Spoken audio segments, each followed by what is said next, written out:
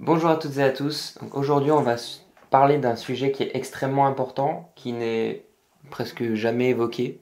On Oui, n'en parle jamais dans notre société. C'est quelque chose qui est banalisé, mais au plus haut degré possible. C'est quelque chose qui est normal à l'heure d'aujourd'hui, qui n'est même pas considéré comme quelque chose qui peut être néfaste, justement, qui peut avoir des répercussions, justement, dans notre vie. Et pourtant, et pourtant, c'est la première cause, enfin, c'est là justement que s'implantent les racines de nos comportements physiques et de nos désordres physiques et émotionnels. oui, Donc aujourd'hui, on va parler des projections. Donc qu'est-ce qu'une projection? C'est tout simplement le fait de projeter par notre pensée un désir sur quelqu'un d'autre. Donc aujourd'hui, dans notre société, on dirait mater quelqu'un.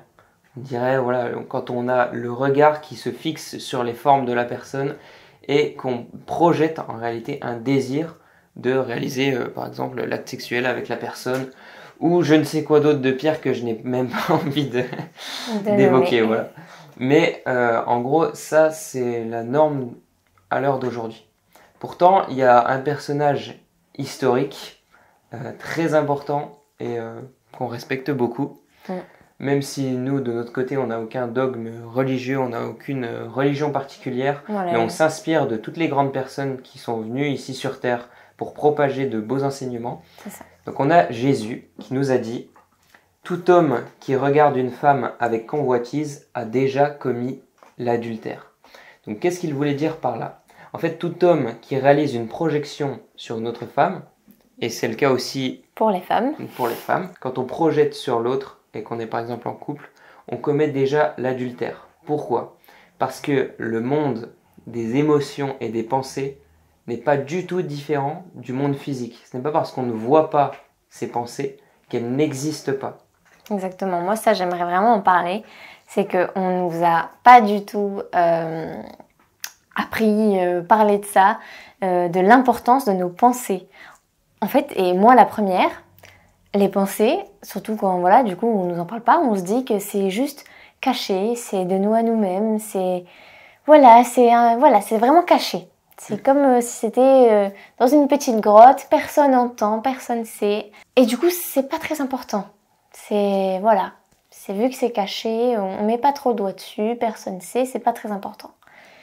Et c'est là, justement, le sujet de cette vidéo, c'est que, au contraire, si nos pensées sont même le noyau même de ce qui va se passer dans nos émotions et ensuite dans notre corps physique. Parce qu'en fait, les trois sont liés. C'est comme s'il y avait les pensées, les émotions et le physique. Donc, selon vos pensées, ça va directement influencer vos émotions, qui va directement influencer votre corps physique. Et donc là, quand on nous explique ça, eh ben, on se dit, oula, qu'est-ce qui se passe du coup? Parce que nous, et c'est normal parce qu'on ne nous a pas du tout éduqués et parlé de ça. Ben, quand on observe nos pensées, c'est pas toujours très joli. Et, et même à cause de cette non-éducation sur ça, il y a des milliers de pensées très inconscientes. On n'a même plus conscience en fait de certaines de nos pensées. Et pourtant, bah, elles ont un impact direct sur notre vie. Voilà, en fait, on pense aussi que ces pensées sont libres. Elles ne sont reliées ni à nous, ni à la personne à qui on va penser, à qui on va projeter notre désir. On pense qu'elles n'ont aucun impact, que c'est juste quelque chose de subtil qui s'en va dans l'air comme ça, C'est ça. qui se dissipe. Non, en réalité, votre pensée a un impact qui est directement sur vous et sur la personne. Votre pensée, où par exemple vous allez mater une personne, voilà, vous allez projeter votre désir sur cette personne. Donc il y a une émotion qui en découle de cette pensée, c'est ce désir sexuel. Comment est-ce que ça va se matérialiser ensuite dans votre corps? C'est tout simple. On va induire un comportement physique, une réaction physique, c'est-à-dire par exemple d'aller se masturber le soir en pensant à la femme à qui on a projeté cela. Et nous-mêmes, du coup, on rentre dans un comportement totalement inconscient, où on est sur le plaisir, et où on va se faire du mal à nous-mêmes. On l'a expliqué dans la précédente vidéo, Oui. à quel point, en fait, justement, quand on se base uniquement sur le plaisir, non seulement on le nourrit, on le renforce ce plaisir, mais en plus, on peut se créer tout un tas de désordres physiologiques à l'intérieur de notre corps. Oui. Parce qu'on agit depuis l'espace de la séparation et de la division. On va regarder l'autre personne en tant qu'objet de désir. On ne va pas la regarder dans un échange d'amour, de respect. Et donc, par la projection de notre pensée, on va réaliser cet acte physique qui va également amener de la division, de la séparation dans notre corps, dans nos cellules, et donc des désordres physiologiques. Moi, j'aimerais l'imager, c'est comme quand, par exemple, vous insultez quelqu'un. Au début, avant que ça aille que ça dérive sur votre parole, que vous prononciez, ça vient d'abord dans votre pensée. Vous y pensez, cette personne, vous pensez à elle, et il y a plein de mots qui vous viennent. Ensuite, il y a l'émotion qui en découle, vous êtes énervé, vous avez de la colère. Et ensuite, bam, vous balancez, et là vous dites l'insulte envers cette personne. Sauf que, quand vous allez insulter par exemple une personne, le premier à recevoir cette insulte, à recevoir ces émotions, c'est vous-même. C'est vous, avant même que la personne reçoive cette insulte, qui ressentez et qui vivez toutes ces agitations, cette violence verbale, vous la vivez déjà d'abord en vous-même. En fait, ce qu'on ne comprend pas, c'est que par exemple, quand on va insulter quelqu'un, c'est nous-mêmes qu'on violente. Parce que cette émotion, cette pensée passe d'abord par nous, et c'est d'abord nous-mêmes qui recevons ce désordre, cette violence à l'intérieur de nous, puisqu'on le projette. De la même manière, pour le côté sexuel, on va projeter sur une femme, et c'est nous-mêmes qui recevons ensuite cette division, cet attrait sexuel, ce désir. C'est nous-mêmes qui allons créer une addiction dans notre vie, qui allons nous créer tout un tas de désordres avec cela. Donc c'est important de comprendre que la racine, entre guillemets, de toute addiction sexuelle, de toute addiction même dans le reste de tous les domaines, provient de la pensée. Que si on parvient à régler cette pensée, à l'ajuster, eh bien, il n'y a plus de désir, il n'y a plus donc de désordre physique. Oui.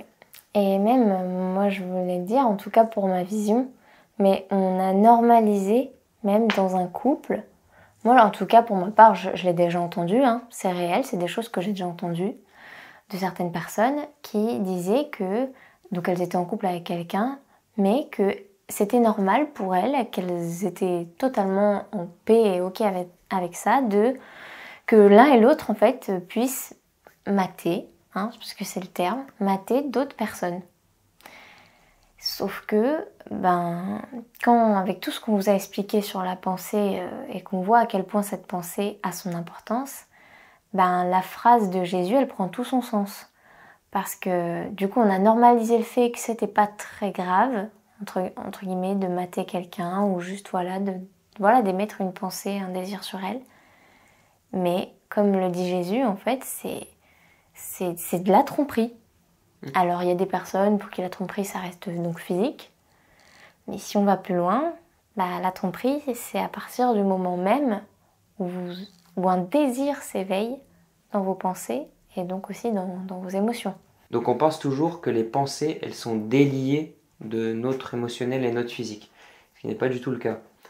En réalité, quand on va projeter sur quelqu'un, sur une personne, c'est avant tout parce qu'on a un désir pour cette personne, parce qu'on a émis quelque chose.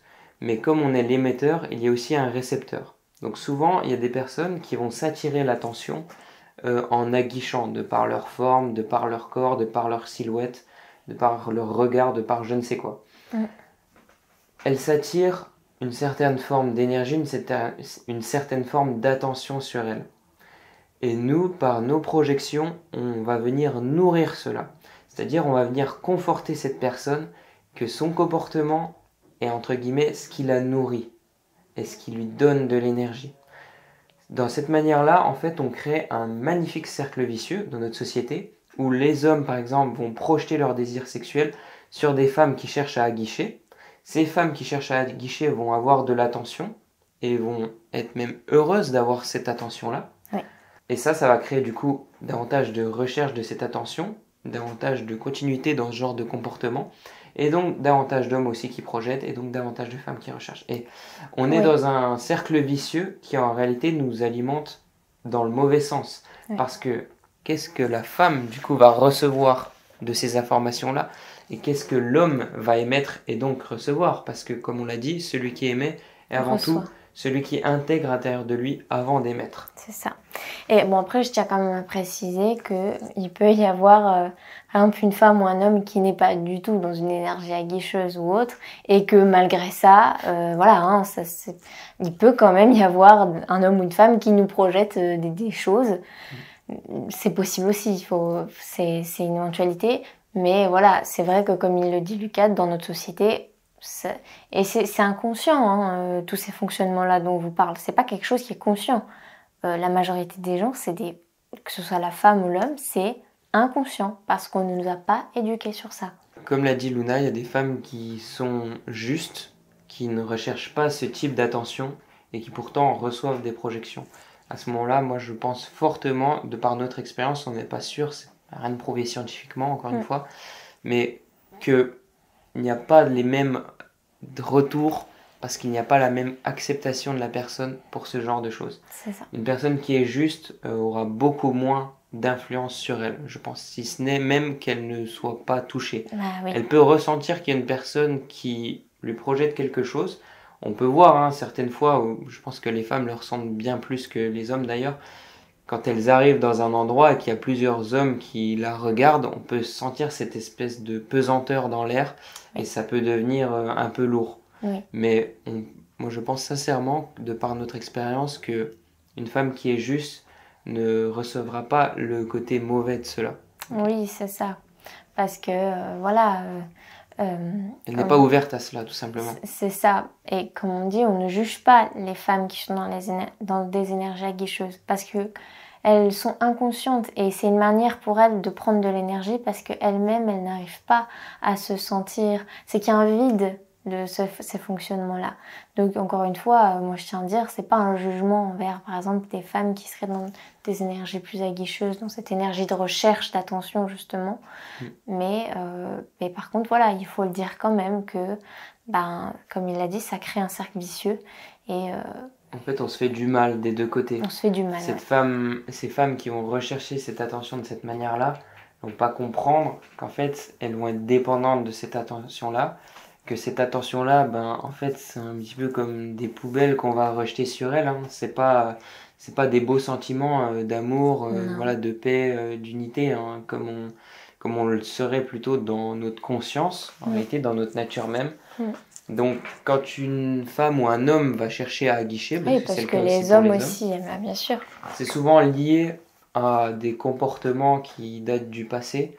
Par exemple, un rejet ou je ne sais quoi, oui, une blessure qui fait qu'on a du mal à avoir de l'attention des autres. Donc, on va la rechercher de cette manière-là. C'est beaucoup plus amplifié sur les réseaux sociaux à l'heure d'aujourd'hui. On voit beaucoup plus de gens qui vont s'exposer sur les réseaux pour avoir de l'attention parce que du coup, là, on est carrément un panneau publicitaire, on peut avoir l'attention de milliers de personnes, voire même du coup gagner de l'argent derrière avec ça, donc là, on part dans des dérives totales. Mais c'est de cette manière-là qu'en fait, on va se récupérer de l'attention, mais on ne comprend pas qu'en fait, on s'enferme dans ce conditionnement-là, dans ce comportement-là, et qu'on se fait énormément de mal. Ah oui, ce qu'on récupère, au final, c'est pas l'attention qu'on récupère, parce qu'on en récupère de l'attention, mais quel genre d'intention? Voilà, c'est toujours la même question, c'est des intentions... qui sont néfastes pour celui qui les émet et pour celui qui les reçoit. Donc pour en revenir moi à mon expérience personnelle, donc j'étais dans cette addiction à la pornographie, à la masturbation, et du coup ça se répercutait aussi dans l'acte sexuel à deux, de manière inconsciente. Donc comment est-ce que j'ai réussi à changer tous ces comportements-là physiques? C'est d'abord en changeant du coup les pensées, en ne recherchant plus ce type de désir sexuel, ce type de plaisir, en ne projetant plus sur les femmes que par exemple je pouvais croiser dans la rue tous les jours. Donc pour ça c'est pas toujours facile parce que c'est des choses qui sont ancrées à l'intérieur de nous et ça se règle pas du jour au lendemain, mais tout de suite faire l'effort de projeter non pas des choses du domaine de notre inconscience, de nos instincts sur les personnes que l'on croise, mais du domaine plutôt de notre conscience, c'est-à-dire projeter de l'amour, projeter de la joie, de la paix sur la personne. C'est ça. Projeter des belles choses en fait. Et on peut justement, que ce soit un homme ou une femme, la regarder, mais juste la trouver belle, la trouver magnifique, sans qu'il y ait ce désir et ce truc inférieur. Et plutôt que ce soit juste waouh, elle est magnifique ou cet homme est très beau et ça reste juste des beaux sentiments, ça reste juste de la beauté. On contemple la beauté. Et il n'y a plus ces choses inférieures qui viennent s'installer quand on émet une pensée. Voilà, c'est en fait le chemin entre passer de la projection à la contemplation. C'est la même personne, c'est le même corps, c'est la même nature qui a créé ce corps-là. Mais pourquoi est-ce que d'une façon on va projeter et de l'autre on va contempler? Simplement de par notre intérieur, de par ce que l'on cherche réellement à mettre en place dans notre vie, à donner aux autres. Et quand on ne recherche plus en fait le plaisir, on ne va plus émettre non plus de désir sur les autres. Moi, la phrase qui a été la plus importante pour moi, je ne recherche plus ce plaisir, ce désir à travers les femmes, je laisse simplement la conscience faire les choses à travers moi. À partir du moment où vous n'émettez plus aucune recherche et que vous laissez les choses se faire par elles-mêmes, que vous ne mettez plus de résistance, plus de recherche, c'est résolu. C'est pas plus simple que cela. Mais ce choix-là, cette décision, cette sorte de serment intérieur, il prend du temps avant de l'appliquer concrètement dans notre vie. C'est un choix simple qui a des répercussions instantanées. La transformation, elle est instantanée. À partir du moment où vous dites « je ne recherche plus cela », je ne recherche plus à regarder de manière inconsciente, à projeter un regard inconscient sur les personnes que je croise, c'est fini. Oui. Si vous ne le recherchez plus, ça s'arrête. Et à ce moment-là, c'est remplacé par quelque chose d'autre, par un regard de la beauté. C'est ça. Par un regard de contemplation. Parce qu'il faut surtout pas croire, parce que ça peut être aussi un truc qui vient s'ajouter par la suite, qui est cette peur après de dire « je regarde plus, ça n'existe pas, je tourne la tête ». Non, justement, vous serez tellement en paix, tellement libre, il y aura tellement plus de recherche que, au contraire, on regarde cette femme qui est magnifique ou cet homme qui est très beau, mais il n'y a plus de désir, puisqu'il n'y a plus de recherche, puisque vous-même vous vous êtes dit « je ne recherche plus ça », vous pouvez la regarder et tout simplement la contempler, la trouver très belle, sans qu'il y ait de choses au fond qui s'ajoutent, comme les désirs et le plaisir. Voilà. Mais après, encore une fois, quand il y a des personnes qui sont très aguicheuses, en général, voilà, on ne va pas perpétuer le regard sur la personne parce que ça peut très vite, entre guillemets, éveiller plus bas le désir sexuel, etc. En fait, c'est comme si, par exemple, sur les réseaux sociaux, vous scrollez et vous avez tout un tas d'images qu'on appelle de soft porn aujourd'hui.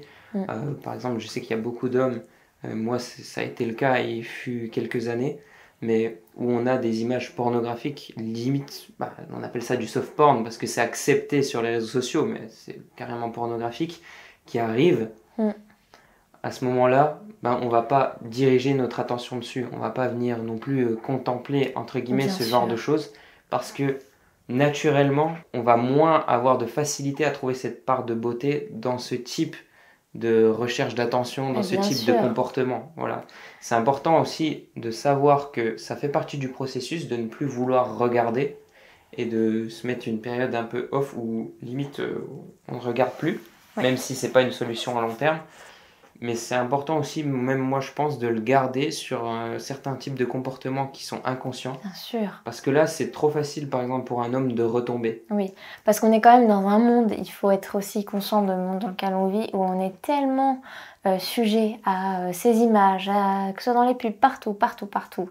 On est tellement sujet à ces informations-là, même dans la rue, dans notre société, qu'il faut aussi être conscient de ça et agir de façon... avec de la justesse en fait. Et comme il l'a dit, même si après il y a cette non-recherche, quand on va tomber par exemple sur une image sur Instagram, c'est pas parce qu'on se dit oh mais c'est bon, il n'y a plus de recherche que je peux contempler, parce qu'en fait là, justement, on peut, comme il l'a dit, très vite retomber dans ce truc où au final si on recherche et on continue de nourrir tout ça. En fait, la subtilité, elle n'est pas facile à comprendre dès le départ, mais je vais vous l'expliquer en 2 phrases. C'est prendre l'information, c'est-à-dire quelque chose arrive dans votre champ visuel, vous remarquez dans quelle recherche est cette personne, dans quel état elle est, si c'est une personne justement qui va chercher à guicher, à provoquer. Si c'est le cas, est-ce que vous allez encore diriger le regard sur la personne? Dans ce cas-là, ça veut dire que vous répondez à ce signal qu'elle vous envoie et que vous rentrez dedans. À ce moment-là, vous n'êtes plus dans la contemplation, vous êtes directement dans la projection.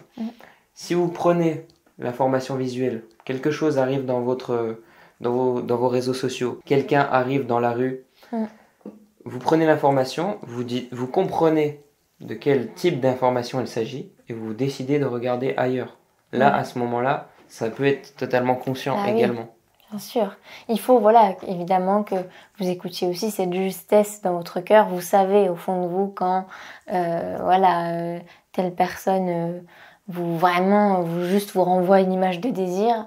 Évidemment que dans votre justesse, dans votre cœur, vous saurez, selon la situation, comme il dit, si c'est juste de pouvoir la contempler tout simplement ou si là, ça devient compliqué. Voilà, c'est par étapes en fait. Après, bien sûr, si on va au top du top, si on prend des personnages extrêmement conscients, spirituels, comme des grands maîtres qu'il y a pu y avoir, comme Bouddha, on peut arriver à en regarder n'importe qui sans qu'il y ait de désir qui soit éveillé.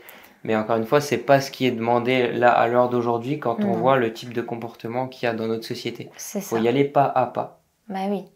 Et voilà, ça demande, de, comme il dit, pas à pas cultiver cette innocence. Parce que du coup, c'est ça aussi. C'est quand on arrive à avoir un regard innocent. Il n'y a plus de désir, il n'y a plus ces choses qu'on dirait inconscientes. Et c'est juste le regard, pas d'un enfant, parce qu'on est adulte, on est conscient, etc. Mais quand même, il y a cette innocence qu'il faut qu'on cultive petit à petit, pas à pas. Donc pour en revenir à la conclusion, oui, les pensées ont un réel impact. Elles ne sont pas déliées, elles ne s'envolent pas comme ça en l'air. Elles ont un réel impact. Elles nourrissent nos émotions et nos réactions dans le physique, nos actions. Donc elles sont très importantes. Et en changeant le regard que vous portez sur le monde, vous changez directement ce que vous ressentez à l'intérieur de vous et et la manière dont vous allez agir dans le monde. Et c'est donc simplement cette chose-là, changer vos pensées, votre regard, qui peut vous libérer totalement de tous ces comportements addictifs, de tous ces comportements emprisonnants. Donc ça, c'est un petit peu le dernier step, d'arriver à régler tout jusqu'aux pensées. C'est pas quelque chose de facile. Surtout dans notre monde. C'est un long processus. Et voilà, encore une fois, on vous encourage là-dedans parce que ce n'est pas quelque chose d'inné, encore moins quelque chose qu'on instruit. Mais c'est quelque chose qui est totalement possible. Et de la même manière que vous allez regarder un beau paysage, une montagne, la mer, des fleurs, un arbre, vous pouvez regarder les humains qui sont eux aussi des créations de la nature. Et vous pouvez avoir le même regard. Et c'est ce regard-là que vous cultivez qui va amener également la beauté à l'intérieur de vous. Parce que ce que vous projetez, c'est aussi ce que vous êtes à l'intérieur de vous. Je finirai avec cette phrase de Lao Tzu, il me semble. C'est « La beauté est dans l'œil de celui qui regarde ». Si vous voulez avoir cette beauté qui s'imprègne dans votre corps, qui se dégage, de l'harmonie, de l'équilibre, justement un bon équilibre au niveau de votre corps, vous sentir bien, en paix, c'est d'abord par votre œil, c'est d'abord par la beauté que vous projetez. Voilà, c'est ce qu'on a voulu transmettre en tout cas dans cette vidéo. Encore une fois, si vous avez besoin d'aide dans votre situation personnelle, que vous avez besoin de notre avis, de notre perception des choses, vous pouvez prendre un appel pour femmes avec Luna, un appel pour hommes avec moi, et ces appels sont gratuits. Vous avez juste le choix à la fin de faire un don ou non pour cet appel. Voilà, c'est libre, c'est à titre participatif pour vous aider. En attendant, on espère que cette vidéo vous a aidé, vous permettre d'un petit peu mieux comprendre tout ce processus-là de la sexualité, des pensées, des émotions.